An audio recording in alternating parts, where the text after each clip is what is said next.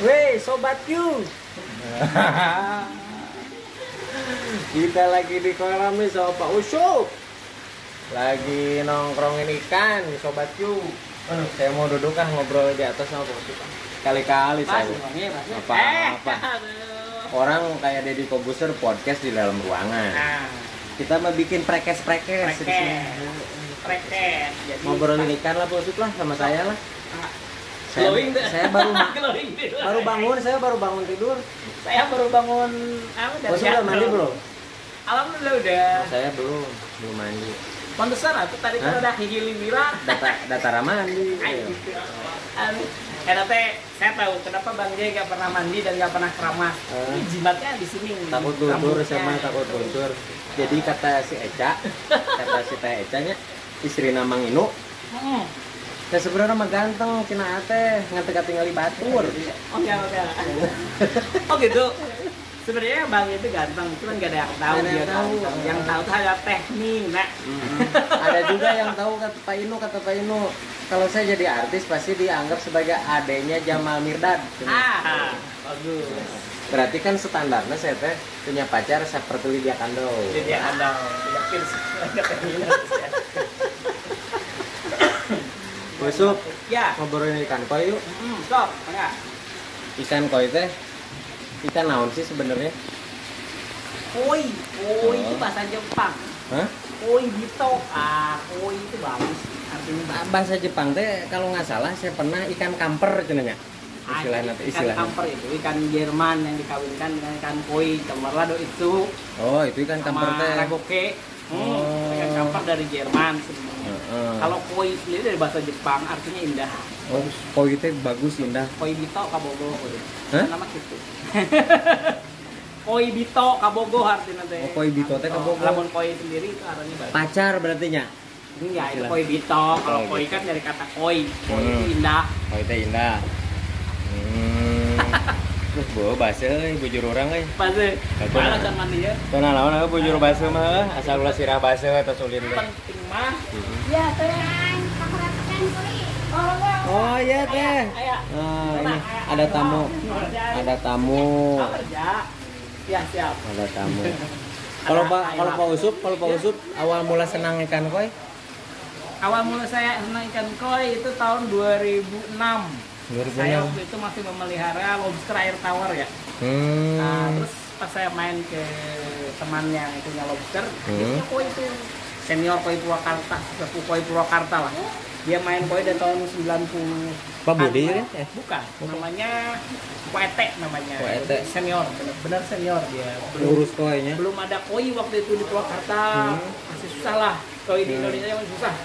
Dia koi masih gede-gede gaban. Tahun 2006. Nah, saya main ini kan kok bagus ya, enak dilihat, terus perawatannya juga kayaknya mudah. Saya coba tuh satuin sama lobster ceritanya ya. Satuin, terus beberapa hari kemudian lobster kan sifatnya ada yang mengganti kulit ketika dia akan tumbuh besar ya. Pas saya lihat ini kok koi aneh ya. Buntutnya dua, jadi depan buntut, belakang buntut. Ternyata dia lagi makan lobster yang baru ganti kulit. Ekornya nongol, jadi dua-duanya ekor. Nah ini antik nih. Ternyata koi itu kanibal. Kanibal juga ya? Koi itu kanibal, dia memakan binatang lain dan memakan sejenisnya. Ya, sejenisnya. Tapi cuman kayaknya kalau ditelan, ada yang ditelan, ada yang cuman dicaplok doang. Dengan gitu dicaplok doang. Aduh, eta koi gede biasanya yang mulutnya mangapnya gede. Ketemu koi kecil ya. Koi kecil yang nggak lincah lah. Itu kalau lagi tidur aja begini makan. Suka hilang koi kecil kalau disatuin sama koi gede. Kenapa tertarik koi saat itu? Karena itu tadi, ini ikan kok warna-warni gitu ya, enak dilihatnya gitu kan. Dipiaranya nggak di akuarium, lagi di kolam gitu kan. Disatuin sama lobster kayaknya bagus, ternyata malah dimakan kan. Akhirnya dari situ saya pisahin, saya punya bak khusus buat koi kan, satu kolam tuh. Saya piara, setelah saya piara ternyata ada teman datang kan, datang tertarik dia. Saya bilang, saya dapat beli juga loh, segini harganya. Udahlah saya lebihin gitu ya kan. Nah dari situ kan terjadilah interaksi jual beli kan. Jadi ternyata kok itu bisa menguntungkan. Mulai dari situ saya lebih tertarik karena karena mengarah pada bisnis. Betul, karena itu tadi tidak hanya untuk hobi. Ya, terus kemudian kalau saya berpikir ini kan kalau lobster air tawar dulu adalah untuk konsumsi ya, target utamanya konsumsi.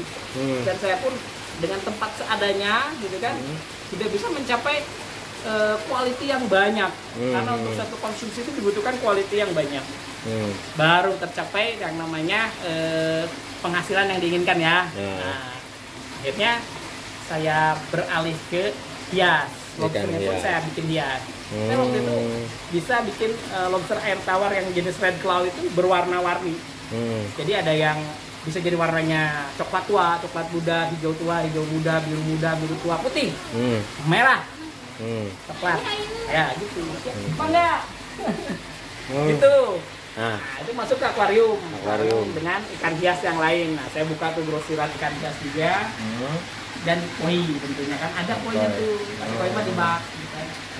Lama-lama saya capek, karena kan kerja. Kalau pulangnya akuarium itu harus bersihin tiap 2 hari sekali, kalau enggak ikannya mati kan.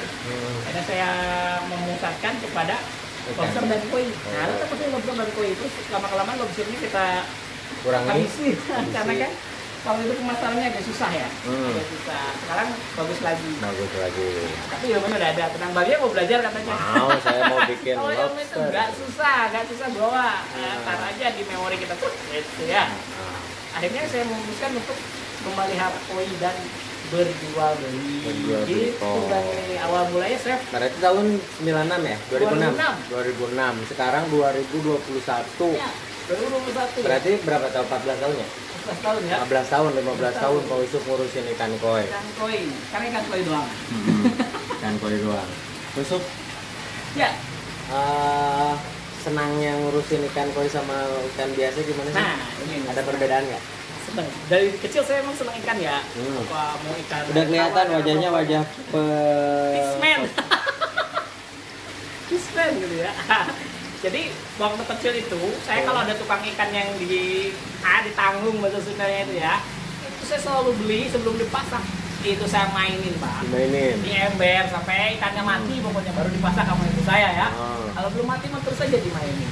Nah, senengnya ikan koi itu kan saya seneng melihara ikan ya. Kalau ikan yang biasa itu kan nggak ada warnanya, begitu dikasih makan wah goncok-goncok, wah itu kan bikin seneng itu di situ. Pas kasih makan hanya kasih makan. Pas begitu ikan koi, kalau ikan koi kan begitu dikasih makan warna-warni yang muncul itu dari bawah, gitu kan? Itu senengnya. Waalaikumsalam. Ini seniornya lobster Purwakarta ini. Ini. Lobster bisa warna-warni nanti. Ini teman saya ini dulu main koi bareng nih. Tahun 2006. Ini yang diomongin tadi. Bukan. Yang diomongin tadi adalah senior kita. Nah, ini murid-muridnya nih. Saya sama beliau murid-muridnya. Pak Yusuf ketemu teman seperguruan. Teman seperguruannya lagi turun gunung. Beliau sekarang berjibaku di bidang unggas hias. Unggas hiasnya seperti apa? Kayak ayam seri gitu kan. Ayam seri gitu. Ayam seri, terus ayam Brahma, ayam-ayaman unggas. Jenis unggas. Terus merpati pot dan lain-lain. Nah, tangannya ahli di bidang itu. Di bidang unggas-unggasan. Mantap. Satu guru, satu ilmu. Beda ilmu. Satu guru beda ilmu. Satu guru beda ilmu. Tapi ilmunya semua dikasih itu. Nah, kalau beda-beda. Ya. Jadi ketika satu guru bicara ikan awalnya tuh bisa jadi beda-bedanya. Ilmunya diturunin bareng sama 1 sampai 5. Nanti yang ditekuni murid A ilmu ke-1, murid B ilmu ke-2, murid C ilmu ke-3 gitu. Ayah tata ilmu khusus cokot tukang kawin ayah merenya. Ayah. Beliau oke ayah. Ayah mah enggak. Terus beliau enggak ayah. Satu guru beda ilmu. Tapi Pak Yusuf, kalau jualan ikan koi itu menguntungkan nggak? Alhamdulillah saya rasakan sih menguntungkan. Menguntungkan? Bener ya? Iya, menguntungkan. Apalagi kalau breeding ya. Kan setelah Pak Yusuf sukses, mungkin orang lain juga ada yang pengen suksesnya. Iya, jadi inspirasi gitu jadi ya. Inspirasi. Buat yang lain itu ya, kalau jadi inspirasi yang benar sih, alhamdulillah. Jangan sampai jadi inspirasi yang nggak benar. Misalkan gara-gara Pak Yusuf nih, bisnis koi sukses kawin deh gitu. Antu bisnis koi kadang urusan kawin mah kawin deh. Dia bangge kan. Kalau saya mah urusan kawin mah enggak lah. Ya, Nah, bagus sih. Saya mah pengen Ya. punya usaha yang banyak. Terus Nanti bisa berbagi sama orang lain. begitu bagi jadi kita harus banyak berbagi. Ya. Kalau kita kelebihan rezeki, satu istri kan masih muda kan nih. Coba dua gitu. Udah kan coba tilu. Dan kalau kita pengen berbagi itu salah satunya harus jadi orang kaya. ya, Ya, kita nggak punya mah nggak bisa berbagi. Apa siapa? Ukur bisa berbagi senyum paling itu. Dan berbagi ilmu. Berbagi ilmu. Ilmu itu kan orang yang punya ilmu itu nggak usah Iya, nggak bisa berarti kan, dilihat, nggak berarti bisa kan dibawa. kudu kaya, Bosok. Nggak bisa kelihatan di bawah-bawahnya. Kudu kaya kita kudu Ya, kaya kaya ilmu. Gitu. Kaya ilmu, kaya harta, ya, kaya amal, terus jadi Kalau saya kaya renegade. kayak mandragin. Gitu bagi. Terus pertanyaan berikutnya. Saya menguntungkan nggak? Nguntungnya gimana Alhamdulillah ceritanya? Misalkan menguntungkan. kasih contoh atuh. Contoh ya. Ada segala sesuatu juga harus dicontohin. Gimana ya? Kecuali malam pertama nggak ada yang nyontohin. Iya. Jadi waktu yang saya bilang tahun 2006 saya punya koi yang dari teman saya itu, kemudian ada teman datang ke rumah dan saya tawarin ke dia, kemudian dia mau ngasih lebih. Nah, itu kan udah jelas. Untungnya udah jelas kan. Waktu itu saya lupa ya ini berapa. Pokoknya ada untungnya itu hampir 20% lah. 20%. Tapi kan biaya pakan ya, biaya pakannya mahal. Gak dihitung, waktu itu gak dihitung, kan kita bareng hobi. Soalnya biaya pakannya mahal, Bosok. Pakan dan Jangankan perawatan itu mahal. pakan ikan koi nya, pakan lele wes sekarang ya itu namanya. Seneng. Pakan lele itu harganya misalkan Paling murah. satu karung tuh 340.000. Satu karung isi 50 kilo kan? 340.000. 340.000, ongkos 10.000, jadi 350, 7.000 per kilo. Nah, enak hitung-hitung jumlah lele kapasitasnya berapa di kolam kita jual. Nah kadang makon gedean kena beli pakan daripada jual lelenya. Tadi saya kasih tips sedikit buat pemirsa nih. Kalau Anda mempunyai tempat yang luas, tempat yang mumpuni, silahkan Anda bermain konsumsi. Karena konsumsi itu saya bilang tadi membutuhkan kuantiti yang banyak. Tapi kalau Anda punya tempat yang ya pas-pasan ya, saya nggak bilang sedikit ya kecil ya, pas-pasan, itu lebih baik kita arahkan ke budidaya Ikan hias. ya. Karena keuntungannya, margin keuntungannya dan penjualannya itu Berbeda ya. mirip-mirip. Misal saya punya kolam nih segini, itu omset bisa 100 juta misalkan ya. Kalau dia punya kolam 1 hektar, omset itu 100 juta sama yang mending ini. Mending ininya. Mending ini. Misalnya ditambah. Misalkan Kalau hitung-hitungan bisnis ya, kalau saya kan seneng aja merah ikan. ya. Senang merah ikan, jadi nggak berbicara keuntungan. Yang penting Bisnis, senang nggak ngasih bicara makan. bisnis, yang penting puas hati, Puas kepuasan, hati ngasih senang. makan ikan aja udah seneng. Yes. Tapi kadang udah rugi wae. Bingung. Jadi Kalau kadang- bicara bisnis nama. Kalau bicara bisnis. Jadi yang harus kita padukan dalam bisnis itu adalah pertama, mulailah bisnis itu dari suatu hobi atau kesenangan. Karena saya menjalankan itu.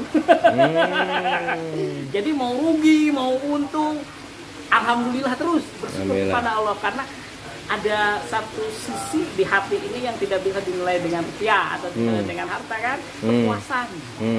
Puas lo gitu kan, seneng lo lagi wah capek di tempat kerjaan misalkan pusing. Balik ke rumah ke kolam ngasih makan, fresh lagi, besoknya seneng lagi, senyum lagi. Teman-teman saya sering bertanya, "Pak Usut kok nggak kelihatan Pusing apa gitu ya, pusing, susah, Pak Usut ceria terus, kenapa sih?" Terus saya juga orangnya pernah saya ketemu salah satu dokter. Ketika ketemu salah satu dokter, wajah bapak sekarang agak cerahan loh. gitu.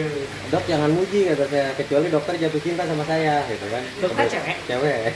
Rasa sih dong. Nah, tapi dia menjelaskan bahwa ketika kita sering ngasih pakan ikan dalam posisi lagi pusing apa, energi negatif itu akan beralih kepada ikan, ke alam.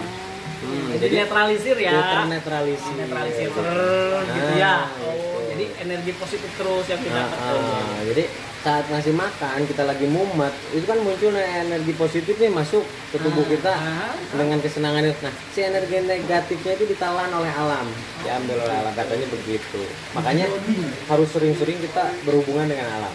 Gitu. Ya, salah satunya ya mungkin melihara ikan ini ya. Kalau kita harus sering berhubungan dengan alam, istrinya marah dong. Istri parah. Parah. Untuk gitu.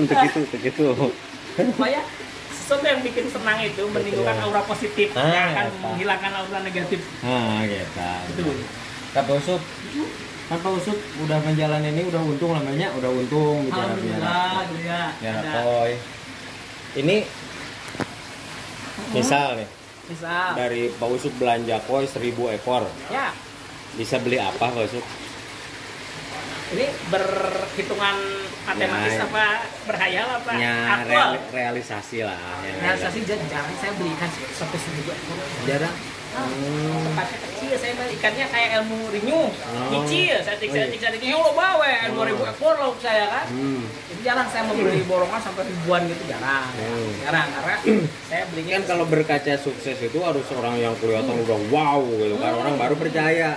Ya. Kalau sama yang dekil-dekil kayak gini mah kayak saya kan nggak ada. Gitu. Ngaranna ge pandekil. Jai pandekil. Orang Belanda saya mah aslinya. Asli Belanda kan kalau orang kan panbasten. Saya pandekil. Karena di Sukabumi lainnya. Pandekil. Pandekil ya dene ya, bukan pan beunghang. Pan kasep.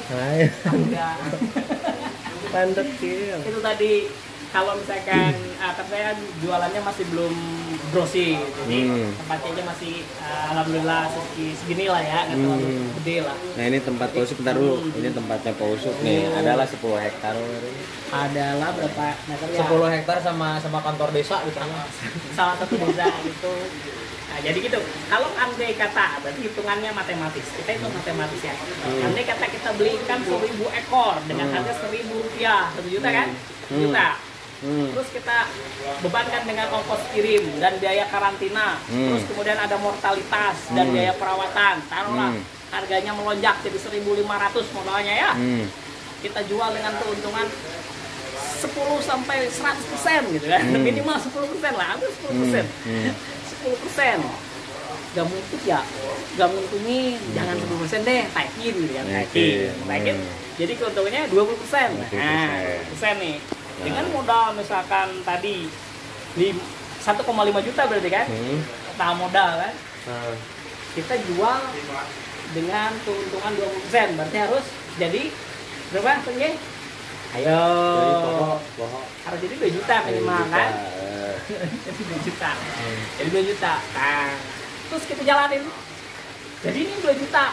Kalau kita jualnya cepet, tapi kan menjual ikan koi itu nggak segampang menjual kacang ya. Kacang goreng ya. Kacang disusah sarua. Kacang goreng sekilo isinya 2000 piece, dijual sekilo lagi udah habis. Ikan 1000 piece dijual. Kalau nggak dipotongin lagi lama kan. Dijual satu-satu. Nah, gitu kan. Lama-lama kan ada biaya perawatan lagi nih selama masa dari mulai penjualan habis karantina sampai dengan habisnya ikan. Begitu, belum ada ikan yang nggak kejual. Ada yang mati, misalkan ya. Ada yang minta bonus. Kasih, udah nggak apa-apa ya. Ya gitu deh, gitu kan. Suka dukanya. Alhamdulillah masih untung. Masih untung ya. Nah, kalau nggak untung kan nggak mungkin dijalanin ya. Ya. Gitu.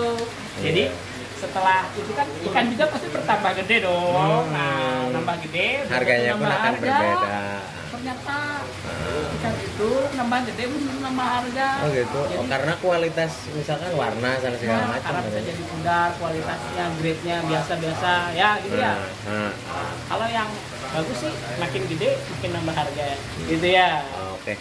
Tips deh buat orang yang mau ada yang pengen nyerang koi pengen bisnis koi misalkan itu tadi tips dari saya. Kalau anda mempunyai lahan yang besar, yang luas dan modal yang menengah ke atas, akan bermain di konsumsi, keuntungannya lebih cepat dan lebih besar insya Allah ya. Karena habis dimakan beli lagi, kalau anda punya tempat yang pas-pasan berbisnis ikan hias atau segala sesuatu yang punya nilai lebih dari seninya. Misalkan tanaman kan ada bonsai, ada tanaman hias kan ya. Kalau yang tanaman konsumsi kan berkebun, harus luas tuh kan. Kalau ikan ya ikan hias. Dan terus kalau misalkan banyak lah. Pada intinya tadi kata Pak Usut, mulailah usaha dari hobi Anda. Nah, itu. Jadi memulai segala sesuatu dari apa yang Anda sukai. Ketika Anda menyenanginya, tidak ada kata rugi. Tidak ada kata rugi, Bang ya. Iya. Tidak ada rugi. Misalkan saya main YouTubean. Ya. Subscribernya nggak naik. Nggak masalah. Nggak masalah karena saya hobi kayak gini. Hobi ngesut. Besok atau lusa anak cucu saya pasti melihat wajah saya ketika saya sudah meninggal. Itu sih intinya. Ngesut prinsip yang bagus. Dan mikirin urusan misalnya subscribernya kan nggak masalah. Nyari duit dah ada rezeki di tempat lain gitu kan. Jangan bicara jadi YouTube berani nyari duit, jangan. Tersiksa yang ada. Tersiksa, benar. Sekarang nggak ada yang nonton, besok nggak bikin lagi video. Tapi kalau ini sudah jadi kesenangan, mulailah dari segala sesuatu yang menyenangkan Anda. Kayak ini Bapak Mario.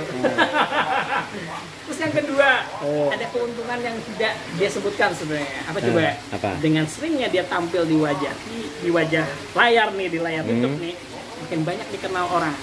Kalau suatu hari dia bermain macam-macam, yang jelek-jelek, dikritik langsung nyampe ke tekniknya loh.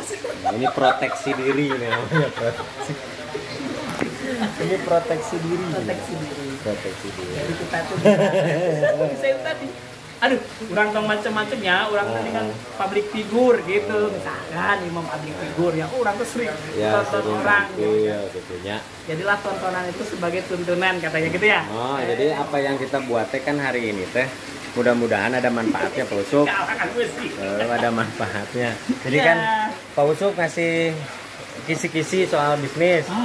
Kan ada manfaatnya buat orang. Kalau ada manfaatnya bagi yang mengambilnya. Nah, saya bikin videonya kan ada manfaatnya. Nanti ditulis di Lauhul Mahfuz ketika ada orang yang sukses bisnisnya gara-gara nonton video ini, itu ini gara-gara Ucup. Gara-gara Bang J yang nyuting ke bawah. Jadi jariah, amal jariah, amal yang terus gitu ya. Itu Bang J diniatin kalau bikin konten, bikin video itu amal jariah kita gitu. Kenapa subscribernya nggak naik? Dah saya mah bukan subscriber, saya YouTuber. Tapi saya subscriber dia loh. Saya jadi nggak usah dipikirin. Salah ya. Nggak usah dipikirin. Yang penting kita sehat, masih bisa berkarya. Adapun hasilnya itu adalah efek. Impact. Efek samping. Samping, ya gitu. Nah, kenapa saya rambutnya gondrong? Itu yang saya nggak tahu. Karena tidak dicukur. Karena saya pernah ngiru beliau, rambut digondrongin gitu ya. Gondrongin itu malah kalah ganteng sama beliau. Iya. Nah, kan soalnya gini, kalau yang jelek digondrongin itu makin jelek juga nggak jadi masalah. Tapi kalau orang ganteng digondrongin jadi jelek. Kaetan sih nama. Ayo orang mah dari goreng apa nah. Oke, Posuk. Ya, siap. Banyak tamu itu. Ada tamu. Disambut dulu tamunya. Ya, siap. Makasih banyak, Posuk. Kembali kasih. Nah, udah ngobrol-ngobrol wae. Thank you Perumnas. Thank you Perumnas lah. Welcome ke KKSN. Mantap. Ya kan, welcome tuh di KKSN suka ada tulisannya. Ini bahasa Inggrisnya KKSN tuh welcome. Welcome. Welcome. Nah, kok pikiran lu ke Posuk. Kunaon setiap KKSN tulisannya welcome. Padahal makanya tapi KKSN itu di hari mah tapi salah. Ini gimana di dapur mah? Dapur mah jadi lain waktu. See you goodbye. Benar coba. Kita KKSN selamat datang. Mana picak kula urang gitu saja masuk. Kunaon yang tulisan lain gitunya. Misalkan tulisan I love you gitu ya. Teka pikir. Welcome apa namanya? Jadi yang saya ngerti KKSN itu adalah welcome. Welcome itu KKSN. Subhanallah. Jika nginum chai pitnya disebut Aqua. Aqua ya. Brand merek dijadikan suatu nama. Gitulah. Ini bukan Aqua padahal gitu kan. Ini bukan padahal mafit. Gitu misalnya. Ngomongin sponsor apa aja nggak apa-apa dah, kita nggak bebas. Ya. Berbagi rezeki lah, siapa tahu saya ngomongin Aqua orang besok pada belanja Aqua kan gitu. Ngalir. Tong sok hitung-hitungan teh lah di dunia teh. Ya misalkan dia pada nyebutin merek, wajar tuh eta mah harus berbayar. Entong hitung-hitungan teh dia gitu lu hirup teh ya Allah.